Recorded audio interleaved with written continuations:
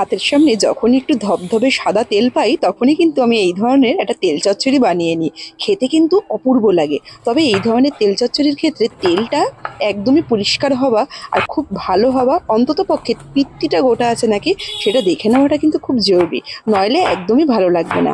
আর এই ধরনের চচ্চড়ির ক্ষেত্রে আমি সবসময় আমার মাকে দেখতাম একটু আলু আর বেগুন দিয়েই করতো, আর খেতে কিন্তু অপূর্ব হতো। একটু পেঁয়াজ কোচানো, কয়েকটা লঙ্কা কুচানো, কড়াইতে অল্প করে একটু তেল দিয়ে দিলাম। মাছের তেলটা ভালো হলে খুব বেশি তেল দেওয়ারও কিন্তু দরকার পড়ে না। অল্প একটু পাঁচফোড়ন আর একটা শুকনো লঙ্কা দিয়ে দিলাম, আর কেটে রাখা যে পেঁয়াজটা ছিল সেটাও দিয়ে দিলাম। পেঁয়াজটা একটু হালকা ভাজা ভাজা হয়ে গেলেই মাছের যে তেলটা রেখেছিলাম ধুয়ে সেটাকে দিয়ে দিলাম। অল্প একটু নুন আর হলুদ দিয়ে দিলাম স্বাদ মতন, দিয়ে খুব ভালো করে তেলটাকে আগে একটু ভেজে নিতে হবে। মাছের তেলটা খুব সুন্দর করে ভাজা ভাজা হয়ে গেলে এবারে এর মধ্যে কেটে রাখা যে আলু আর সেই সাথে আগে থেকে যে ডুমো করে কেটে রাখা বেগুনটা সেটাও দিয়ে দিলাম। খুব ভালো করে একটু নেড়ে দিলাম। নুনের স্বাদটা একটু কোনো দেখে নিতে হবে, যদি লাগে আর একটু দিয়ে দিতে হবে। আর কাঁচা লঙ্কাগুলো ওপর থেকে দিয়ে একদম ধিমে আঁচে করে এটাকে ঢেকে দেবো।